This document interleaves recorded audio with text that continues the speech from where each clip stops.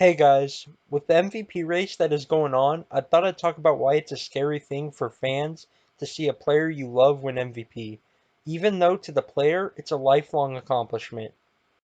Now, in other sports like the NBA, the MVP curse really doesn't exist, as we've seen guys like LeBron and Curry win both the MVP and the championship in the same year. However, since this is the 21st century in the NFL, it really doesn't compare to the NBA, as you'll see in this video. Without further ado, let's get into the NFL MVP curse. In the year 2000, the Rams were the defending Super Bowl champions, and in that year, Marshall Faulk won the NFL MVP. Despite missing 2 games, Faulk rushed for over 1,300 yards and 18 touchdowns, leading the NFL in rushing touchdowns. He did this while averaging 5.4 yards per carry. The Rams went 10-6 that year and finished second in the NFC West. And as you can probably tell from the title of this video, the Rams didn't go far in the playoffs, as they lost to the Saints in the 2000 wildcard game. So, yeah. Keeping up with the Rams, in 2001, Kurt Warner won the NFL MVP. Kurt Warner had the highest passer rating out of any QB that year, and led the NFL in both passing yards and passing touchdowns, with over 4,800 passing yards and 36 touchdowns.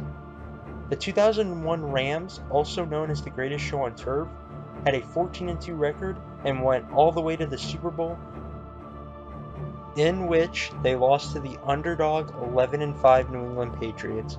Amazing how time flies. Now this next one's a weird one. In 2002, Rich Gannon won the NFL MVP for the first time at the age of 37. And as you can see, his stats nowadays would never win you the MVP. Although, he still did lead the NFL in passing yards. But I'm telling you, this was just a weird year statistically for all quarterbacks. Rich Gannon led his team to first place in the AFC. Wait for it, at 11-5. Just a weird year in general. They were able to make the Super Bowl, but as you can tell, they got blown out by John Gruden's Tampa Bay Buccaneers. Now, 2003 gets sort of annoying, I'm sorry, because there was co-MVPs. I promise, this is the only year where 2 people won MVP. Anyways, the first MVP in 2003 was Steve McNair. McNair put up pretty good stats for only playing in 14 games. In the 2 games he missed, the Titans won without him, so McNair himself went 10-4, but the Titans themselves went 12-4. Tying with the Colts in the division, at 12-4, McNair would make the playoffs, where they would beat the Ravens in a close one, a very close one in the wild card. But the next week, you know the drill, he would lose to the New England Patriots in an also very close one in the divisional round of the 2003 NFL playoffs. The last MVP in 2003 was Peyton Manning, and get used to hearing that name, because he's in this video a lot. Peyton Manning in 2003, he led the NFL in passing yards, and also led the Colts to a 12-4 record. And like McNair, he would end up losing to Tom Brady in the playoffs. In 2004, Peyton Manning went back-to-back, winning his second MVP award. He did it by completely destroying opposing defenses. Peyton Manning threw for 49 touchdowns, breaking the record for most touchdowns in a season set by Dan Marino. Manning led the Colts to a 12-4 record and another division title.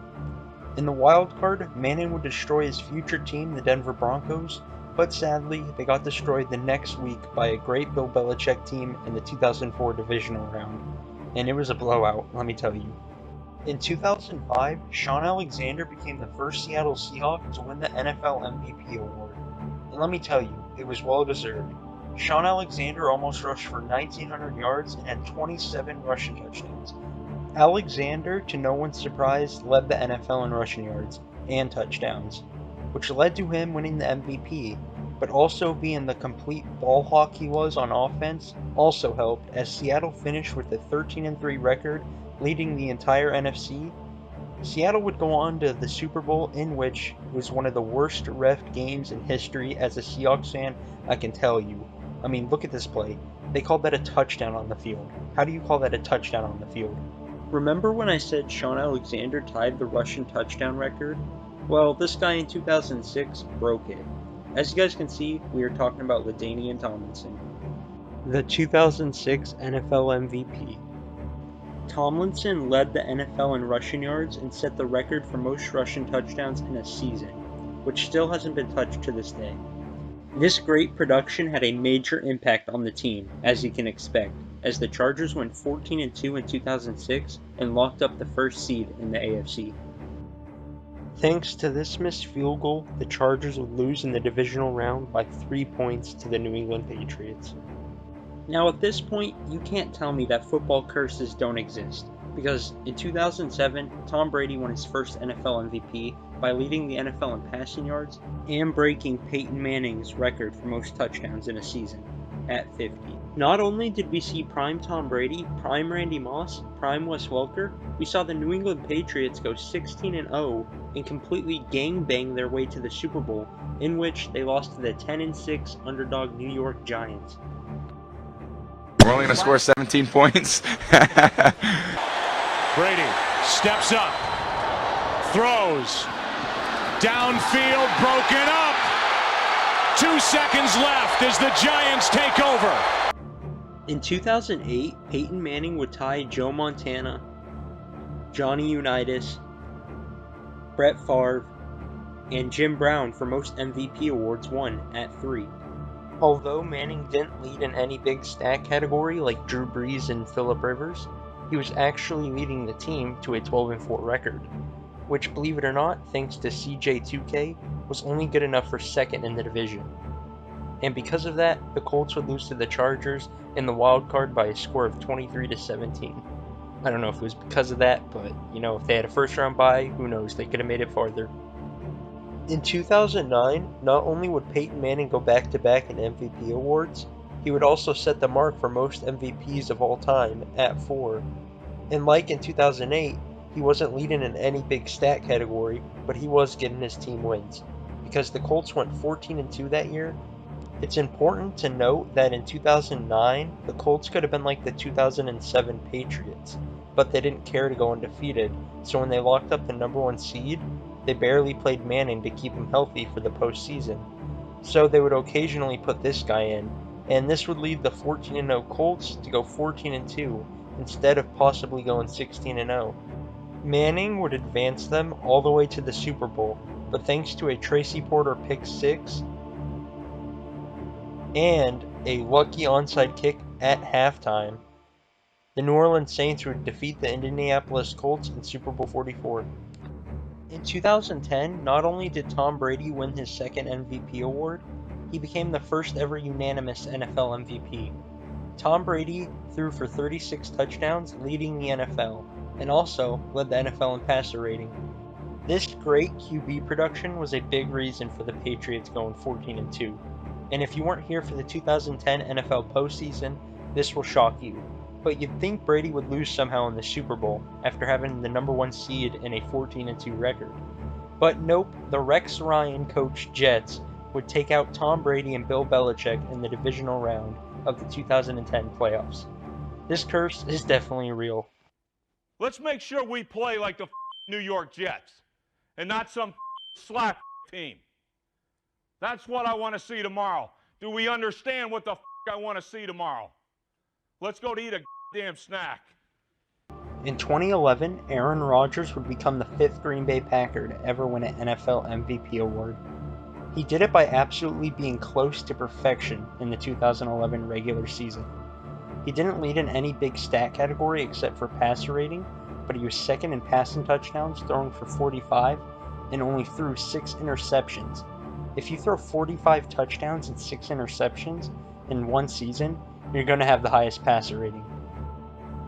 The Packers would go 15-1 that year, although Rodgers himself would go 14-1 because he got benched for Matt Flynn in Week 17, so Rodgers could stay healthy in the postseason.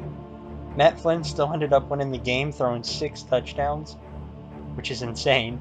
Anyways, in the divisional round, the Green Bay Packers would get outplayed by Eli Manning's Giants, and the Giants would end up going back to the Super Bowl to win it. It took 6 years until we would finally see another running back win the NFL MVP. And it was a great one because in 2012, Adrian Peterson won the NFL MVP. Peterson would become only the 7th back in history to rush for 2,000 yards in a season, Peterson did this while averaging 6 yards per carry. Sadly, he was just 8 yards short of breaking Eric Dickerson's single-season rushing yard record. But I'm pretty sure AD is happy with MVP. Oh, and AD obviously led the NFL in rushing yards. This dominant run attack led the Vikings to a 10-6 record and a wild-card spot in the 2012 playoffs. Unfortunately, the 2012 Minnesota Vikings were no match for the Green Bay Packers, as they lost pretty good in the wild-card round. In 2013, Peyton Manning would win yet another NFL MVP, but this time, not only would he win an already record-setting 5th, but this one would be a little bit more special, because Peyton Manning became the first player in NFL history to win an MVP with more than one team. And surprisingly, I honest to God don't know how he didn't get unanimous MVP. Manning didn't just lead the NFL in passing yards and passing touchdowns, he broke Tom Brady's single-season passing touchdown record by throwing 55 passing touchdowns, and he would beat Drew Brees' single-season passing yard record by 1 yard at 5,477. This deadly air attack would give the Denver Broncos the first seed in the AFC at 13-3, and Manning would beat Phillip Rivers and Tom Brady in the 2013 NFL playoffs. But then in the Super Bowl, it was a nightmare, as the Seattle Seahawks completely destroyed the Denver Broncos in a Super Bowl blowout for the ages. Manning would lose 43-8. In 2014, Aaron Rodgers would win his second NFL MVP award. He did it by having another great touchdown to interception ratio, like always. In 2014, Rodgers wouldn't lead in any big stat category except for passer rating, but he would throw the least amount of interceptions for all quarterbacks who threw at least 2,000 passing yards. And if you're wondering, Rodgers threw 38 touchdowns and 4,381 passing yards with just 5 interceptions. This great decision-making and Aaron Rodgers' insane accuracy would give the Packers a 12-4 record and a division title, along with second in the NFC. In the 2014 divisional round, the Packers would beat the Cowboys in controversial style. I'm sorry, but Dez caught it. I don't know if they would have won the game, but Dez caught it. But the next week, in one of the greatest games that I have ever seen, the Packers would lose by an amazing comeback by the defending Super Bowl champion Seattle Seahawks. Green Bay Packers fans really do not like this man right now, Brandon Bostic. Eef. Gotta feel bad for him. But hey, as much as the Packers fans don't like Bostic, us Seahawks fans do not like Malcolm Butler. In 2015, Cam Newton would win his first NFL MVP, becoming the first ever Panther to win the NFL MVP. In the Panthers training camp in 2015, Kelvin Benjamin tore his ACL. Keep in mind, Cam Newton had this MVP season without a star receiver. He did have a star tight end though. If I had to choose one thing that separates this MVP season from the others on this list so far, it would be the insane highlight reel that Cam Newton had this season. Cam Newton was tied for second in passing touchdowns at 35, but led the NFL in total touchdowns at 45. Yep, that's right. Newton had 10 rushing touchdowns as a QB. Cam Newton will lead his team to the second highest record recorded by MVPs on this list at 15-1, only trailing Tom Brady's 16-0 in 2007. The Panthers would easily lock down the number 1 seed in the NFC. Newton would dethrone the defending NFC champion Seattle Seahawks in the divisional round, and then annihilate the Cardinals in the NFC Championship. I mean, completely destroy. But in the Super Bowl, Cam wouldn't show up. This deadly offense would only score 10 points, and Cam wouldn't score a single touchdown, and would have 3 total turnovers. This bad QB play and the no-fly zone defense / Von Miller and DeMarcus Ware would lead to Manning riding off into the sunset with another championship. In 2016, Matt Ryan would win his first NFL MVP, becoming the first Atlanta Falcon to ever win NFL MVP. He would go on to throw 38 touchdowns and 4,944 passing yards, both of which would be second in the NFL, but he would lead the NFL in passer rating. The Falcons would go 11-5 and finish second in the NFC. The Falcons would basically destroy the Seahawks in the divisional round, and then go into the NFC Championship, where they would shock the world and destroy the red-hot Packers and become NFC champions. But like most things in this video, nightmares happened. However, to be fair, Matt Ryan came the closest to defeating the curse. In the Super Bowl, the Falcons would choke a 28-3 lead. Fun fact, this was the first Super Bowl to ever have an overtime. I would go more in depth into this game, but it's not like it was a decade ago. It was recent, literally 3 years ago. So you know, the story goes, the Patriots made the greatest comeback in Super Bowl history and won their 5th championship. In 2017, Tom Brady would win his 3rd NFL MVP award. In 2017, Tom Brady would lead the NFL in passing yards at 4,577 yards and would throw for 32 touchdowns. The 2017 New England Patriots would go 13-3 and would get the #1 seed in the AFC. The Patriots would destroy the Titans in the divisional round and would beat the Jaguars in the AFC Championship in a very close come-from-behind win. In the Super Bowl, Tom Brady would throw for over 500 yards and throw 3 touchdowns. However, they would lose to an underdog Eagles team by a score of 41-33. It was a very exciting game, but Brady ended up costing them when he fumbled on this play on the potential game-winning drive. In 2018, Patrick Mahomes would win his first NFL MVP, in just his 2nd season, and really his first season being a starter. Mahomes also became the first Chief to ever win MVP. Mahomes led the NFL in touchdowns at 50, tying Tom Brady for 2nd in single-season passing touchdowns. He would also throw for 5,097 passing yards. This acrobatic season that Mahomes had would lead the Chiefs to a 12-4 record and the 1st seed in the AFC. The Chiefs would crush the Colts in the divisional round, but the next week at Arrowhead would lose in a great game to the Patriots in overtime. To be fair though, Mahomes didn't play bad at all, they just lost the coin toss in overtime. In 2019, Lamar Jackson became the youngest NFL MVP in history, and became the 2nd unanimous MVP in history. Lamar Jackson would lead the NFL in passing touchdowns at 36 touchdowns, but he would also lead the NFL in total touchdowns at 43, because he had 7 rushing touchdowns. Here's where it gets unreal. Lamar had over 1,200 rushing yards as a QB, breaking the record for most rushing yards as a QB in history. Lamar was literally the best QB in the 2019 regular season and was a top 10 running back as well. This defensive nightmare at QB would lead the Ravens to a 14-2 record and the 1st seed in the AFC. Sadly, in the divisional round of the 2019 playoffs, Lamar and the Ravens got outplayed by the 9-7 Tennessee Titans. And there you have it. If you still don't believe in the MVP curse, let me read you the statistics. Out of all 21 MVPs since the 21st century, 21 out of 21 made the playoffs. 3 out of 21 lost in the wild card. 6 out of 21 lost in the divisional round. 3 out of 21 lost in the conference championship, and 9 out of 21 lost in the Super Bowl. And 0 of them, not a single MVP, won the Super Bowl in the same year they won MVP. End of discussion. The MVP curse exists.